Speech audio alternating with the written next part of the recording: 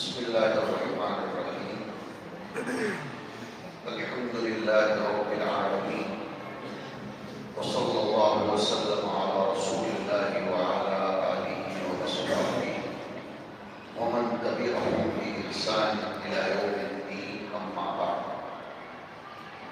فأعوذ بالله من الشيطان الرجيم بسم الله الرحمن الرحيم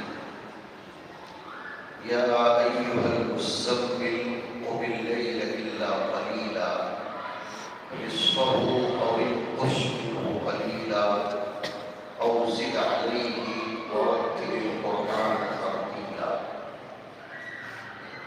حتى قال تبارك وتعالى إن لك في النهار سبحا طويلا وقال جل شأنه بسم الله الرحمن الرحيم يا أيها المدثر قم فأنذر وربك فكبر وثيابك فطهر والرجز فاهجر ولا تمنن تستكثر ولربك فاصبر صدق الله العظيم. معزز اساتذہ کرام،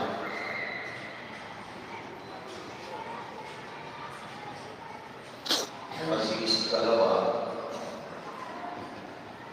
آپ پیاروں کے فکری، ثقافتی اور تجزیاتی عناوین پر مشتمل خطبات، حوار اور فکروں کو سن کر یاد آیا آج کا دن 1999 میں ایک عجیب و غریب سورج کو اس دنیا سے لے کر چل بسا تھا، جس نے انقلابی دنیا میں اور فکری میدان میں زبردست تبدیلی، اور اگر استعمال کیے جانے والے لفظ کو اختیار کیا جائے، اصلاحی اور تعمیری ہنگامہ برپا کیا تھا۔ 1914 میں سادات گھرانے میں، حسنی خاندان میں، حق تعالی شانہ نے اپنے نظام کے تحت کے ان اللہ یبعث علی رأس کل مئۃ سنۃ من یجدد لها دینہا، کہ حق تعالی شانہ ہر 100 سال کے فاصلے پر کچھ ایسی شخصیات کو دنیا کے تعمیری نظام کے بقا کے لیے دنیا کے حوالے کرتے ہیں، جو مشن محمدی کی تجدید کے لیے اپنی ساری صلاحیتوں کو قربان کر دیتے ہیں۔ حدیث شریف قابل غور ہے، ان اللہ یبعث یخلق نہیں ہے، اس لیے کہ خلق اور بعث ان دونوں کے درمیان فرق ہے۔ صفت خلق کا تعلق جمیع اشیاء عالم سے ہے، جو ذی روح ہو، اور اگر خلق کو صنع کے معنی میں لیا جائے،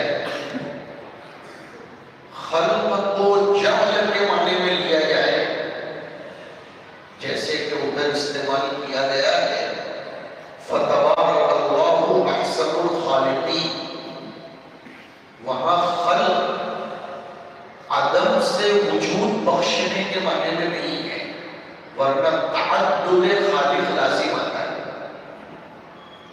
صانعین کے معنی میں. جیسے کہ سورہ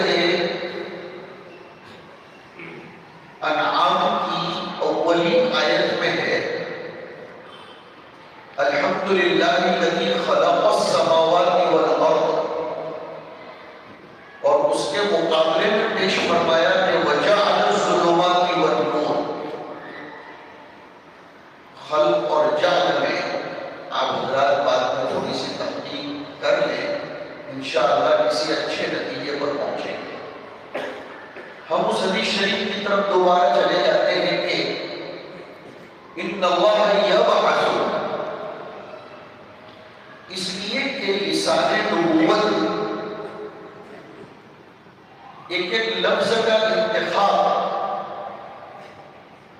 استفائے خداوندی کے نتیجے میں کیا کرتی تھی.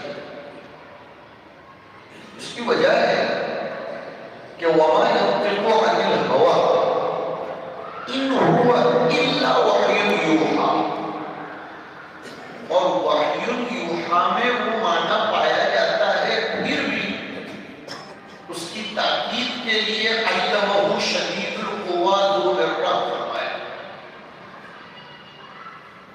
اسی لیے ان ہوا الا وحی یوحیٰ کے بعد واو عطف نہیں لایا گیا، اس لیے کہ عطف مغایرت کا تقاضا ہے. تو وحی یوحیٰ کہیں الگ نہ ہو جائے علمہ شدید القویٰ سے، اس لیے اس کو مقام فصل میں بیان کیا. بلاغت کے طرح سمجھ رہے ہیں. اور فصل کہتے ہیں واو عطف کے نہ لانے. خیر، سیاق حال مضمون کلام کو دیکھ کر بھی نبی اکرم صلی اللہ علیہ وسلم الفاظ کا انتخاب فرماتے تھے. اس سے آج کے اس منچ پر سے ایک پیغام یہ بھی دیتے چلے کہ جس طرح کا مضمون ہو، جس طرح کا موضوع آپ پیش کر رہے ہو، الفاظ کا انتخاب بھی ایسا ہی ہونا چاہیے. محسنات بدیعیہ میں ایک شکل آتی ہے اختلاف اللفظ مع المعنی، کہ لفظ اور معنی کے درمیان توافق ہونا چاہیے. ان اللہ یبعث علی رأس کل مئۃ سنۃ کے بعد من یجدد لہا دینا. تجدید دین کے لیے صرف خلق کام نہیں کرتی، بعثت خداوندی کی ضرورت پڑتی. اور یہ صفت بعثت جو نبی اکرم صلی اللہ علیہ وسلم کو حاصل تھی اور آپ کی برکت سے امت کے چنندہ افراد کو بھی حاصل ہوئی.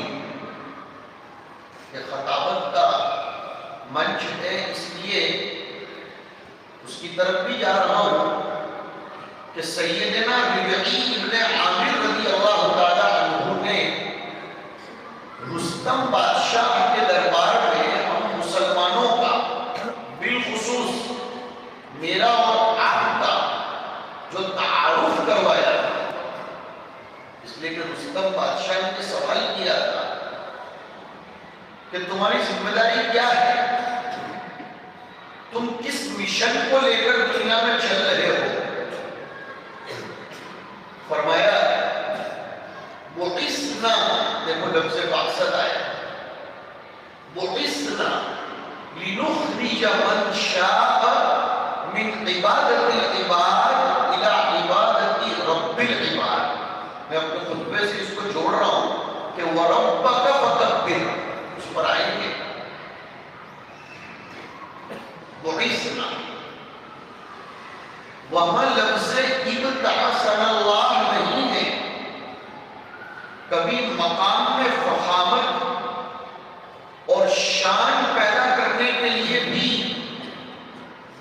فعل مجہول سے تعبیر کیا جاتا ہے. مثلا اگر یہ اعلان کیا جائے کہ حضرت محتمم صاحب یہ کہہ رہے ہیں، ایک اسلوب تو یہ ہے، اور ایک اسلوب یہ ہے دفتر اہتمام کی طرف سے یہ اعلان کیا جا رہا ہے. تو جو جلالت اور فخامت دوسرے اسلوب میں ہے وہ پہلے اسلوب میں نہیں ہے. ہر جگہ پہلے مجہول جہالت کا سبب نہیں ہوا. اس سے ہمیں بھی جاہل نہیں رہنا چاہیے. تو وہ اس میں خاص جیسے ادھر کنتم خیر امت اخرجت پہلے مجہول ہے کہ تمہیں روانہ کیا گیا ہے، اخرجت. اور عجیب نقطہ لکھا ہے اللہ علی قاری رحمۃ اللہ علیہ نے، اللہ کرے کہ نزول ہو، کہ وہ جو حدیث شریف آئی ہے نحن الآخرون السابقون، اس کی توجیہ مخرجت کے لفظ میں ہو جاتی ہے. سمجھے؟ آپ کوشش کریں، کوئی مشکل بات نہیں ہے. ایسا ذہن بنا کر نہ بیٹھے کہ ہم کیسے سمجھتے، ایسا کبھی نہیں سمجھتے. اور ماشاء اللہ آپ کے بولنے سے، آپ کے عناوین سے اندازہ پہلی مرتبہ نہیں ہر مرتبہ ہوتا چلا جا رہا ہے کہ حساسیت ہے. تو ہمارے لیے بھی ضروری ہے کہ ہم اس طرح کی بات آپ کے ساتھ کریں. اور اللہ رب العزت کی طرف سے یہ جو کچھ ہو رہا ہے کوئی طے شدہ بات نہیں ہوتی، ہم تعالیٰ شان کی مدد ہوتی ہے. نحن الآخرون السابقون حضور فرماتے ہیں. اب یہاں سوال ہوتا ہے اور مناطقہ پریشان ہو جاتے ہیں کہ اجتماع ذکر کہ الآخرون بھی ہے اور السابقون بھی ہے. اللہ کے کلام میں تدبر کریں تو جواب ملے گا. وجودی اعتبار سے ہم السابقون ہیں، لیکن ظہوری اعتبار سے ہم الآخرون ہیں. اور اسی ظہور کی طرف اخرجت کے لفظ سے اشارہ فرما گیا، اور کنتم کے لفظ سے وجود کی طرف اشارہ ہوا. اس لیے کہ کنتم سابق علم الہی میں تم موجود تھے، اب وقت آنے پر اخرجت ای اظہرت. وجود اور ظہور میں فرق ہے. بچے کا وجود ماں کے پیٹ میں 4-6 مہینے میں ہو جاتا ہے. ظہور مدت الحمل عندنا یا اقل مدت الحمل عندنا 6 اشہر. ہدایت کی عبارت ہے تو کبھی 7 مہینے میں، کبھی 8 مہینے میں، 9 مہینے میں. تو وجود الگ ہے اور ظہور الگ ہے. اور کمال کیا قرآن کریم نے کہ وہاں فعل مجہول لا کر اشارہ کر دیا کہ تمہیں دنیا کے لیے ہم نے روانہ کیا ہے، ہم نے تمہیں دنیا کے لیے مقرر کیا ہے. اخرجت للناس، یہ میں خطابت کے ساتھ جوڑ رہا ہوں. کیوں؟ تمہیں خدمت انجام دینی ہے. تأمرون بالمعروف وتنہون عن المنکر وتؤمنون باللہ. اب یہاں سوال پیدا ہوتا ہے کہ تؤمنون باللہ تو پہلے ہونا چاہیے، اس لیے کہ وہ مدار ہے ہر عمل کا. تو پھر تأمرون بالمعروف وتنہون عن المنکر پہلے ہے، وتؤمنون باللہ بعد میں. ٹھیک ہے، اس جواب سے ہم خلاصی پا سکتے ہیں یوں کہہ کر کہ واو مطلق جمع کے لیے آتا ہے، مگر وہ فقہا اپنے استدلال کے طور پر پیش کرتے ہیں. مگر ہمارا یہ عقیدہ ہے ایک ادنا سے طالب علم و قرآن کریم کے ہوتے ہوئے کہ صرف اتنے جواب سے قرآن میں کام نہیں چلتا کہ مطلق جمع اور ترتیب کے لیے ہے. نہیں، قرآن کی تقدیم بھی ذو معنی ہوتی ہے اور تاخیر بھی ذو فکر ہوتی ہے. کوئی نہ کوئی تو وجہ ہوتی ہے. چونکہ مضمون چل رہا ہے اخرجت للناس کا، اور اخرجت للناس کے پیش نظر تؤمنون باللہ نہیں ہے بلکہ تأمرون بالمعروف وتنہون عن المنکر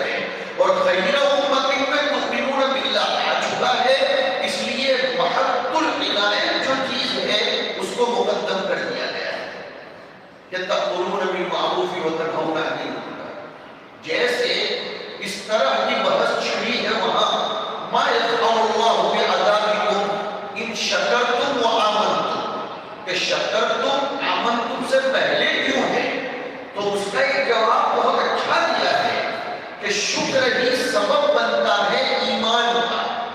منعم کی جب تک قدردانی نہیں ہوگی تب تک اس سے عقیدت وابستہ نہیں ہو سکتی، اور عقیدت نہیں ہوگی تو عقیدہ کیسے بنے گا؟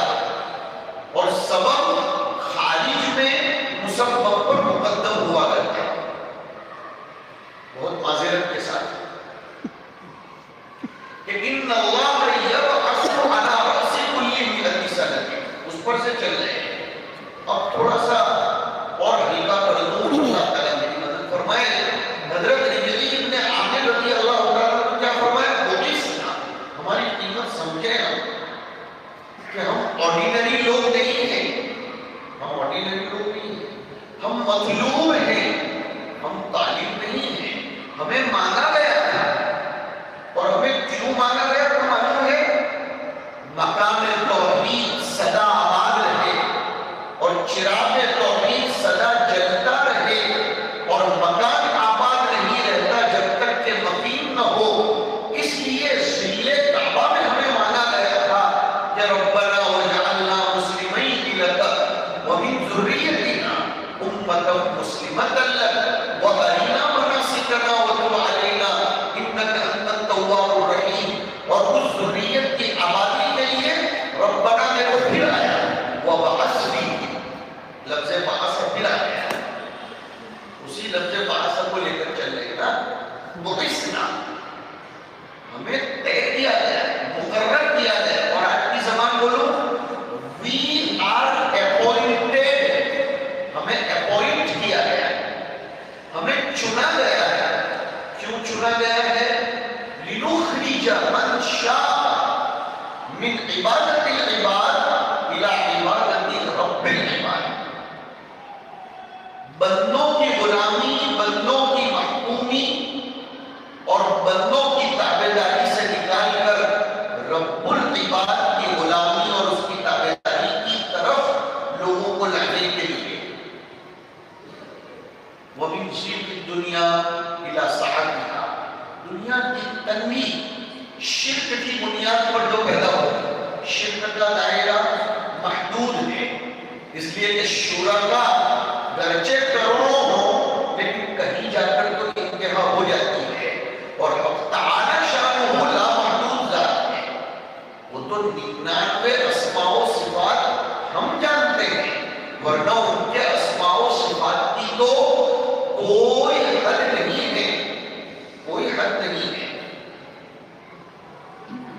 تو وَمِنْ شِرْكِ الدُّنْيَا إِلَى سَعَدِهَا، پتہ چلا. بہت اچھی بات آگے بولنے جا رہا ہوں. اسلامی فکر انسان کو وسعت دیتی ہے، اور غیر اسلامی فکر لیمیٹیڈ بنا دیتی ہے. وہ ایک دائرے میں محدود اور مقید ہو کر رہ جاتا ہے. اور جب اسلامی فکر میں ڈھلتا ہے تو اِلیٰ سَعَدِهَا، اور کیوں سَعَدِهَا نہ ہو؟ قُلْ يَا أَيُّهَا النَّاسُ إِنِّي رَسُولُ اللَّهِ إِلَيْكُمْ جَمِيعًا وَمَا أَرْسَلْنَاكَ إِلَّا كَافَّةً لِلنَّاسِ بَشِيرًا وَنَذِيرًا. وَمِنْ زِيغِ الدُّنْيَا إِلَى سَعَدِهَا وَمِنْ جَوْرِ الْأَدْيَانِ إِلَى عَدْلِ الْإِسْلَامِ. یہ مستقل خطبہ ہے حضرت ربیعی ابن عامر کا، اس میں بہت سے معانی اور مفاہیم پنہان ہیں. میں کہنے جا رہا ہوں کہ آج کے دن دنیا میں بہت بڑے داعی کا جنم ہوا تھا 1914، جس نے فکری دنیا میں ایک عظیم انقلاب برپا کیا تھا، اور دنیا نے صدائے ضمیر کے نتیجے میں انہیں مفکر اسلام کے لقب سے نوازا. اور پھر 1999 کے 31 دسمبر کو حق تعالی شانہ نے اپنی ودیعت کردہ اس امانت کو اپنے جوار میں فَبَشِّرْهُ بِمَغْفِرَةٍ وَأَجْرٍ کریم زبان پر تاریخ تھا اور اپنے پاس بلا لیا تھا. فَبَشِّرْهُ بِمَغْفِرَةٍ وَأَجْرٍ کریم. مولانا علی میاں صاحب رحمۃ اللہ علیہ کے بارے میں ہم کہنے جا رہے ہیں، نام میں نے لے لیا، اسلوب تشویق اختیار کرتے ہوئے، کہ ان اللہ یبعث علی رأس کل مئۃ سنۃ من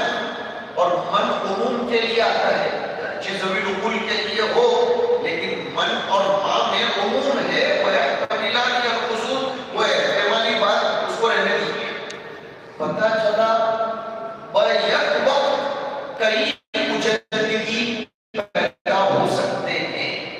کوئی مکاتب کے نظام کا مجدد ہو، کوئی مساجد کے نظام کا مجدد ہو، کوئی دعوت و تبلیغ کے میدان کا مجدد ہو، کوئی تصوف کے میدان کا مجدد ہو، تو کوئی اسلامی اسکولز کے میدان کا مجدد ہو. اور اسلام چونکہ ابھی ہم نے پڑھا سنا کہ وہ منزل کی دنیا الہ صحتها، تو جب وسعت ہے دین میں تو مجددین میں بھی وسعت کا ہونا ضروری ہے. حق تعالی شاہ نے دنیا کو ایک عظیم امانت عنایت فرمائی تھی. مولانا علی میاں صاحب رحمۃ اللہ علیہ کی شکل انہوں نے دنیا کو بتایا کہ تکلیف و تصنیف اور وعظ و تقریر ان دونوں کے ذریعے امت میں فکری مہمیز دے کر ایک عظیم انقلاب پیدا کیا ہے. حضرت مولانا رحمۃ اللہ علیہ نے اس زمانے میں شرق اوسط کا سفر فرمایا تھا جب تازہ فلسطین پر صہیونیوں کا قبضہ ہوا چلا جا رہا تھا. عجیب نظام. مولانا اس وقت تشریف لے گئے تھے اور شرق اوسط کی آپ نے سیاحت فرمائی تھی اور پھر ایک کتاب چھوٹی سی بقیمت بہتر گرچہ بقامت بہتر تھی شرق اوسط کے ڈائری کے نام سے آپ پڑھیے اس کو.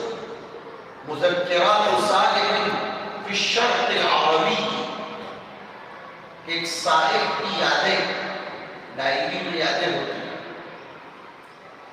یہ میں نے آج کے دن کی مناسبت سے ایک آدھ بات ذکر کر دی. مولانا نے اپنے آپ کے ذریعے دنیا میں جو انقلاب برپا کیا تھا تعالی شانہ کے تکوینی نظام کے تحت، وہ خطابت کے ذریعے زبردست انقلاب برپا کیا تھا. اور قلم یہ احد اللسانین ہے. القلم احد اللسانین. دونوں میں حضرت مولانا نے دنیا کو اپنا پیغام دیا تھا اور وہ اخرجت للناس کا ایک زبردست مظہر بنا کر اپنے آپ کو پیش کیا. اور پھر اسماعیلیات حضرت مولانا کی وہ ہے جو واقعاتاً سنائے جانے کے اور سنے جانے کے قابل ہے. مولانا نے لکھا ہے ایک جگہ کہ اسلام کا آغاز ہی خطابت کے ذریعے ہوا ہے. اسلام کا آغاز، دعوت کا آغاز خطابت کے ذریعے ہوا ہے. اس لیے میں نے ہمارے بڑوں کی توجہات روحانیہ کے نتیجے میں دو ابتدائی سورتوں کی آیتوں کا بفضل اللہ انتخاب کیا. پہلے میں بھی قم ہے اور نہیں سورہ مزمل میں یا ایھا المزمل قم اللیل الا قلیلا، مگر اس میں روحانی سلاح سے مسلح ہونے کا پیغام ہے، معنوی غذا سے اپنے آپ کو بھرنے کا پیغام ہے. اس لیے کہ اس میں تہجد کی دعوت دی گئی، اس میں قرآن کریم کے پڑھنے کی دعوت دی گئی ہے اور ورتل القرآن ترتیلا کا اسلوب اپنا کر تدبر فی القرآن کی بھی دعوت دی گئی. وہ کوئی رسمی ترتیل نہیں ہے جس کا وہاں پیغام دیا جا رہا ہے. ورتل القرآن ترتیلا، سوچ سمجھ کر اس میں تدبر کر کے کسی نتیجے پر پہنچو اور خوب غور کرنے کی عادت ڈالو. اس لیے کہ اِنَّا سَنُلْقِي عَلَيْكَ قَوْلًا ثَقِيلًا اور اِنَّ نَاشِئَةَ اللَّيْلِ. اب تھوڑے سے آگے بڑھ جاتے ہیں کہ اِنَّ لَكَ فِي النَّهَارِ سَبْحًا طَوِيلًا. تنظیم روحانی خوراک بھر لو، اس لیے کہ دن میں آپ کو بہت سارے کام کرنے ہیں. اب حضور کا کام کیا تھا صلی اللہ علیہ وسلم؟ حضور اکرم صلی اللہ علیہ وسلم نے دعوت و تبلیغ کے لیے خطابت کے ذریعے اپنے آپ کو فارغ کر دیا تھا. اب آتے ہیں خطابت پر. اس کے بعد آنے والی فوری صورت پر کہ یا ایھا المدثر قم، وہاں بھی فرمایا قم، کھڑے ہو جاؤ. پتہ چلا انقلاب لانے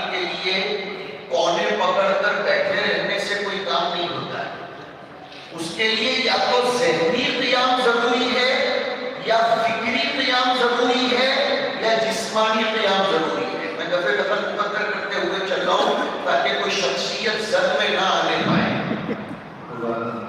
فکری قیام یا ذہنی قیام یا جسمانی قیام، اس لیے کہ قرآن کریم کو جامع کتاب ہے.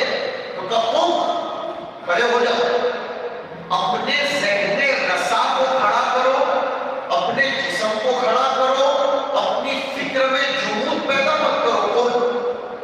فانذر، اور کھڑے ہو کر آپ کو کرنا کیا ہے؟ شفقت و محبت کے ساتھ دنیا کو رب تبارک و تعالیٰ کی صفت جمال و جلال دونوں سے جوڑنا ہے. یہ ہے انذر کا مفہوم. اس لیے کہ خوف کا لفظ نہیں ہے کہ ڈراؤ. ڈرایا تو جاتا ہے کسی باضرر چیز سے، جس میں کوئی ضرر ہو اس سے ڈرایا جاتا ہے.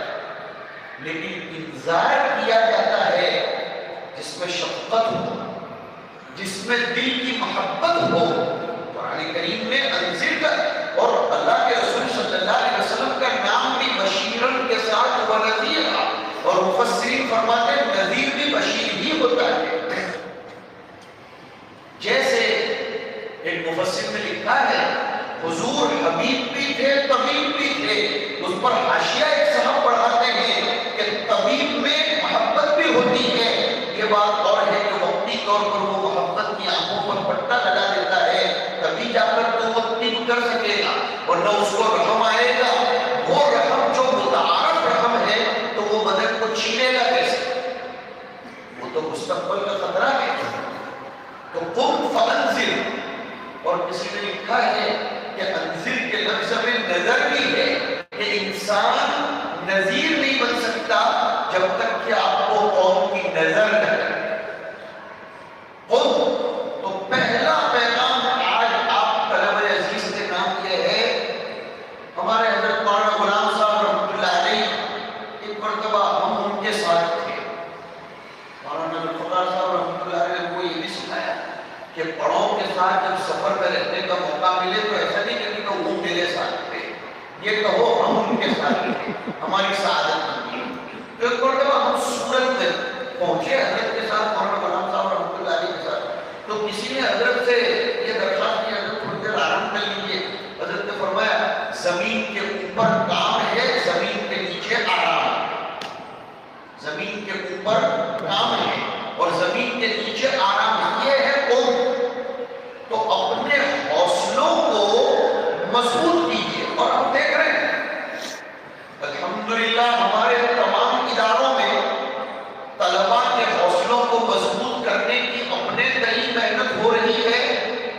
قطع نظر اخوت نسبیہ کے حقیقت پسندی کا جائزہ لیتے ہوئے ہم کہہ رہے ہیں کہ طلباء کی صلاحیتوں اور ان کی ہمتوں اور ان کے حوصلوں کو باہمی معاملات، تعامل اور حوار کے ذریعے جو بلند کرنے کی محنتیں اساتذہ، انتظامیہ اور طلباء کے مابین نظر آتی ہیں، یہ اللہ کی بہت بڑی نعمت ہے. اس کا فائدہ اٹھانا پڑے گا. لیکن شکرتم لازیدنکم، اور شکرتم کا مفعول بھی یہاں ہے ہی نہیں کہ آپ اس کو صرف مالداروں کے لیے خاص کرو کہ لیکن شکرتم لازیدنکم. مفعول بھی کبھی کبھی تعمیم محل اختصار کے لیے بھی آتا ہے، یہاں عموم ہے. لیکن شکرتم هذه الاوقات الثمینہ، کہ اگر یہ قیمتی اوقات کا، قیمتی نعمتوں کا شکریہ ادا کرو گے لازیدنکم، تو قم، ہمیں اپنی فکروں کو پروان چڑھانا یہ بھی قم میں داخل ہے. ہمیں اپنی صلاحیتوں کو بلند کرنا یہ بھی قم میں داخل ہے. اور قم کے بعد ہمیں کرنا کیا ہے؟ فانذر. اور فا ترتیب کے لیے آتا ہے. پتہ چلا انذار سے پہلے قم ہونا چاہیے، پھر انذار مرتب ہوگا، ورنہ ایسے ہی معروف رہ کر جمود کے ساتھ تو پھر خمود ہوتا ہے، پھر انذار نہیں ہو سکتا. چلیے صاحب کھڑے ہو گئے میدان خطابت کے لیے. 11:15 کے آزو ہم ختم کر دیں گے. محترم صاحب نے ہم سے کہا تھا کہ آپ کا پر بلا کسی رسم دنیاوی کے ختم کر دیں. قم فانذر، کھڑا ہوا آدمی کھڑا ہو گیا، انتظار کر رہا ہے. کیا زبردست طلب عزیز قرآن کریم کی تربیت ہے.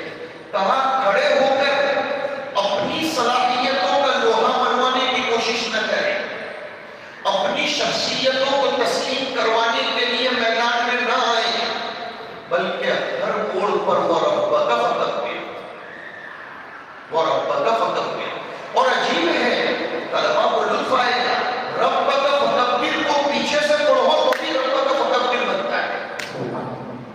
پتہ چلا تیرا رب سیدھی دنیا چل رہی ہو تو بھی وہ اکبر ہے، اور الٹی چل رہی ہو تب بھی وہ اکبر ہے. رَبَّكَ فَكَبِّرْ، سراء میں بھی اللہ اکبر اور ضراء میں بھی اللہ اکبر، عسر میں بھی اللہ اکبر اور یسر میں بھی اللہ اکبر.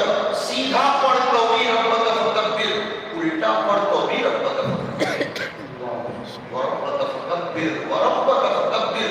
بولو اللہ اکبر، اللہ اکبر، فوری عمل ہو جائے کہ اللہ اکبر. کوئی چیز بڑی نہیں ہے، ہماری صلاحیت کوئی حیثیت نہیں رکھتی، ہماری زبان کی طلاقت کوئی حیثیت نہیں رکھتی، ہماری طلاقت علم سے کوئی حیثیت نہیں رکھتی، ہماری حلاقت کوئی حیثیت نہیں رکھتی. اللہ اکبر. اور نحو پڑھنے والے طلبہ کو ہمارے درس نظامی میں عربی نوع سے پڑھایا جاتا ہے. اکبر ای اکبر من کل شیء، دنیا کی تمام چیزوں سے اللہ تبارک و تعالیٰ ہے، چاہے وہ زیرو ہو غیر زیرو ہو، صلاحیتیں ہو کچھ ہو. رَبَّكَ فَكَبِّرْ. پتہ چلا انذار میں تاثیر تب پیدا ہوگی جب رب کی کبریائی بیان کی جائے. اور رب کی کبریائی، رب کے دین کی کبریائی، رب کے مشن کی کبریائی، رب کے فرستادہ پیغمبروں کی کبریائی، رب کی عطا کردہ نعمتوں کے ذریعے رب کی کبریائی. اس لیے کہ متعلقات شے کو بھی شے کا حکم دیا جائے. حضرت تھانوی رحمۃ اللہ علیہ ذکر میں پوچھا تھا کہ درود شریف ذکر میں کیسا آیا ہے، اور اسی مجلس میں کسی اور نے پوچھ لیا کہ ذکر کرتے کرتے لا الہ الا اللہ تو سمجھ میں آتا ہے، تھوڑی تھوڑی دیر پر محمد الرسول اللہ کو بولا. حضرت نے اس کے دو جواب دیے، کیا شاندار.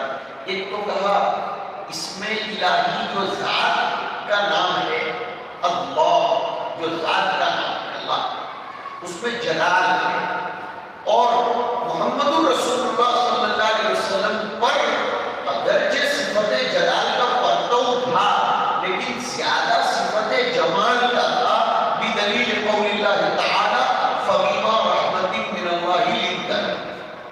بچے کہیں کہیں جلال نظر آتا ہے لیکن اکثر و بیشتر تو جمال نظر آتا ہے.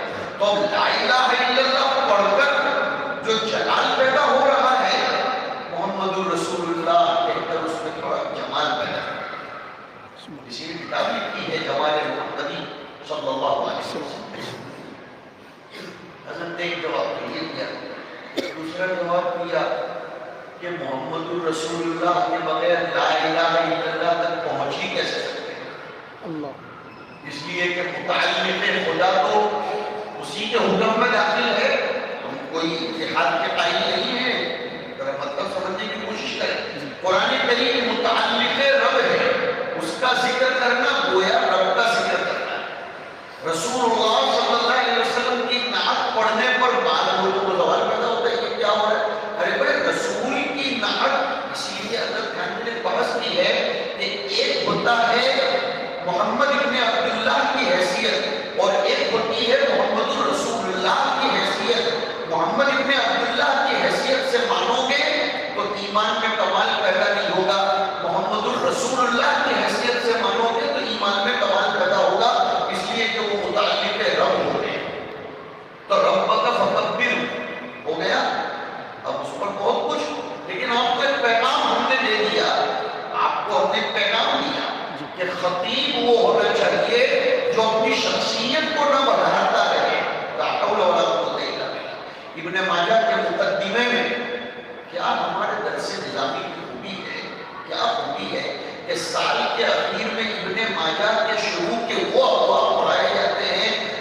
10 سال پڑھے ہوئے علوم کے بعد ذمہ داریاں جو عائد ہوتی ہیں علماء پر، اس قسم کی روایتوں کو لایا جاتا ہے. اس لیے اس کا نام مقدمہ ابن ماجہ. اس میں ہے کہ جو آدمی علم اس لیے حاصل کرتا ہے تاکہ مجلسوں کی صدارت کرے، علماء کو اپنی طرف متوجہ کرے اور بیچارے کم فہموں کے اوپر حکومت کرے. حضور نے 3 مرتبہ فرمایا فنار فنار فنار نعوذ باللہ، کہ ایسے آدمی کے لیے جہنم ہی مناسب. یہ کیوں؟ اس لیے کہ ہماری ذمہ داری ہے وَرَبَّكَ فَكَبِّرْ. اب آگے بڑھتے ہیں، مختصر کرتا چلوں. وَثِيَابَكَ فَطَهِّرْ. پتہ چلا کہ خطیب کے اندر اس کے خود کے اخلاق، میں سیاب کا ترجمہ کر رہا ہوں، اس کے اخلاق، اس کے اعمال، اس کے اطوار، اس کی عادات میں پاکیزہ ہونی چاہیے. اس لیے کہ حضور فطری طور پر طہارت پسند تھے، لہذا راجح قول کے مطابق ثیابک فطہر بول کر کنایا کیا گیا ہے اعمال سے. اس لیے کہ ثیاب کو لابس کے ساتھ ملابست کا رشتہ ہے، ویسے اعمال کو عامل کے ساتھ ملابست کا رشتہ ہے. وہ دونوں میں تناسب ہے، قرب کا رشتہ ہے. پتہ چلا کہ ہمیں قوم کے سامنے میدان میں اترنے سے پہلے اپنے اعمال کو اور اخلاق کو مضبوط اور پاکیزہ بنانا ہے. اور نظف کے لفظ سے ہٹ کر تطہیر کا لفظ لایا. پتہ چلا کہ نظافت تو علمی چیز ہے، طہارت ایک عبادت کا نام ہے. اس لیے مصنفین کتاب النظافت نہیں بولتے، کتاب الطہارت بولتے. وَثِيَابَكَ فَطَهِّرْ وَالرُّجْزَ فَاهْجُرْ. شرکیات سے، لغویات سے اپنے آپ کو بچاؤ. اور ان آیات میں وَلَا تَمْنُن تَسْتَكْثِرْ لا کر اشارہ کر دیا کہ مبلغ کو، داعی کو، مفکر کو، مصنف کو احسان جتانے والا نہیں ہونا چاہیے. اس لیے کہ مَا أَسْأَلُكُمْ عَلَيْهِ مِنْ أَجْرٍ وَلَا تَمْنُن تَسْتَكْثِرْ. دنیا ہمیں کیا دے سکتی ہے؟ ایک تقریر کے 50,000 بھی اگر کسی نے کوئی دیتا ویتا نہیں ہے. لیکن مثال کے بہت سی مرتبہ تو طلبا بیٹھے ہیں، کرایوں کا بھی مسئلہ پیش آئے. تو پھر بھی دیکھیے یہاں کیا کہا گیا، وَلَا تَمْنُن تَسْتَكْثِرْ. اگر 50,000 بھی دیے گئے، لاکھ بھی دے دیے گئے، کیا دنیا آپ کو دے سکتی ہے جب آپ دنیا کو رب تک پہنچا رہے ہیں نا. وَرَبَّكَ فَكَبِّرْ. رب لامحدود تو اس کی طرف سے ملنے والا عوض بھی لامحدود. وَلَا تَمْنُن تَسْتَكْثِرْ. اس لیے آگے اب اور آگے فرمایا وَلِرَبِّكَ فَاصْبِرْ، کہ اس راہ میں استقامت بھی چاہیے. فصبر کا ایک ترجمہ، خالی فصبر کو صبر کا ویسے بھی معنی حبس ہوتا ہے. وَمَنْ بَاعَ صَبُورَةَ طَعَامٍ. ہدایت سالس کے تیسرے صفحے پر یہ وطن ہے. تو ڈھیر کو صبورت بولتے ہیں، اس لیے کہ محبوس ہو جاتا ہے. تو صبر کے معنی کو بھی محبوس نہ کریں، بلکہ یہاں وَلِرَبِّكَ فَاصْبِرْ کا معنی استقامت کے ساتھ رک جائیے. پھر بس اس میدان میں لگے رہیے. رب تبارک و تعالیٰ کی کبریائی بیان کرتے ہوئے مخلوق کو خدائے پاک سے جوڑیے اور اس میں جمے رہیے. حالات تو اس میں آئیں گے، نیز اس میں کبھی کجی، راز، دروغ وغیرہ وغیرہ بہت سے مسائل پیش آئیں گے. وَلِرَبِّكَ فَاصْبِرْ. پھر قیامت کو یاد دلایا گیا ہے، ایک الگ مضمون چھیڑ دیا گیا. تو خطبہ کے لیے ان دونوں سورتوں کی ابتدائی آیتوں میں بہت کچھ پیغامات ہیں، انہیں ہمیں اپنے آپ کے ساتھ لینا چاہیے. تو انشاءاللہ ہمارا کام مضبوط ہو جائے گا. حضور پاک صلی اللہ علیہ وسلم نے اپنی دعوت کا آغاز کوہ صفا پر کھڑے ہو کر فرمایا تھا. مولانا علی میاں صاحب سے شروع ہوئے تھے تو حضرت ہی پر ختم کرتے ہیں. شخصیت کی بنیاد پر نہیں، اس شخصیت کے پیچھے جو کچھ بہت سے اعمال اور ایک تاریخ ہے اس کے پیش نظر مولانا فرماتے ہیں حضور نے اپنی خطابت کے لیے پہاڑ کا انتخاب فرمایا تھا. وَإِلَى الْجِبَالِ كَيْفَ نُصِبَتْ اور وَلِرَبِّكَ فَاصْبِرْ. نصیبت پہاڑ جیسے جم جاتا ہے، ہمیں بھی اپنے آپ کو جمانا ہے. خاص طور پر ہمارے فارغ ہونے والے طلباء، ہمیں اپنے آپ کو جمانا ہے، ادھر سے ادھر نہیں ہونا ہے. اور کوہ کے ساتھ بھی ابھی پرسوں ابو داؤد شریف کی روایت میں آیا تھا کہ حضور صلی اللہ علیہ وسلم کے پاس جب کوئی آتا تھا اور اچھا نام ہوتا تھا اس کا، تو حضور چہرے پر خوشی و مسرت کی لہریں دوڑتی تھی، اور اگر کوئی ادھر ادھر ہوتا تھا تو رویہ کراہیت لاتی فی وجہہ صلی اللہ علیہ وسلم. تو فرماتے ہیں حضور نے کوہ صفا کا انتخاب فرمایا. اور بھی تو پہاڑ تھے مدینہ میں اور بھی، لیکن صفا پہاڑی کا انتخاب کر کے اشارہ فرما دیا کہ خطیب صفائی قلب والا ہوگا تو اس کی خطابت پہ جان پیدا. اللہ تبارک و تعالیٰ ہمیں بہترین خطبہ بنائے. یہ ہمارے مدارس میں جو انجمنیں چلتی ہیں انہیں رسم نہ سمجھیں، یہ تخلیقی صلاحیتوں کو اجاگر کرنے کے لیے. میں سوچ رہا تھا تقلید اور تخلیق پر چلوں گا، لیکن اللہ جانے یہ کہاں سے کہاں ہم چلے گئے. تخلیقی بحثیں درس میں ہوتی ہیں اور تخلیقی بحثیں انجمنوں میں ہوتی ہیں. پھر کسی موقع سے انشاءاللہ اس پر گفتگو کریں گے. بہت ساری بدھائیاں ہیں آپ سب کی خدمت میں کہ آپ لوگ سال بھر اس کے لیے اپنے اساتذہ کرام اور مشفق مربی انتظامیہ کی ماتحتی میں رہ کر اپنی صلاحیتوں کو پروان چڑھاتے ہو. واقعتاً وہ جو پورا لائحہ عمل ابھی سامنے رکھا گیا تھا اس میں جن عناوین کا انتخاب کیا گیا بہت مبارکبادی کے قابل ہیں. اللہم زد فزد، اللہم زد فزد، اللہم زد فزد. بارک اللہ فی جہودکم وتقبلها وجعلها في ميزان حسناتكم وحسناتنا وجعلها جهودا مثمرة يانعة ماتعة غير مانعة برحمتك يا ارحم الراحمین. ایک دو جملے عربی میں کہہ کر بھی وہ حق ادا کر دیا، اس لیے وہ عربی انجمن بھی تھی اگر وقت بچا نہیں ہے. برحمتك يا ارحم الراحمین. اللهم لك الحمد كله ولك الشكر كله وإليك يرجع الأمر كله. سبحانك اللهم وبحمدك وتبارك اسمك وتعالى جدك ولا إله غيرك. اللهم لا نحصي ثناء عليك أنت كما أثنيت على نفسك.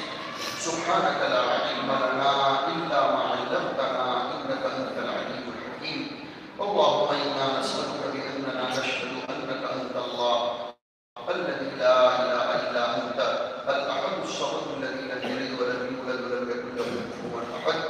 ربنا هب لنا من أزواجنا وذرياتنا قرة أعين واجعلنا للمتقين إماما. يا حي يا قيوم برحمتك نستغيث. رب اشرح لي صدري ويسر لي أمري واحلل عقدة من لساني يفقهوا قولي. اللهم افتح قلوبنا، اللهم افتح قلوبنا ولا تجعلها مقفلة مقفولة يا أرحم الراحمين. اللهم اجعلنا من المتدبرين في القرآن واجعلنا من الذاكرين لك واجعلنا من الشاكرين لك واجعلنا من الطواعين واجعلنا من المخبتين المنيبين ولا تجعلنا من الجهلاء الكسالى.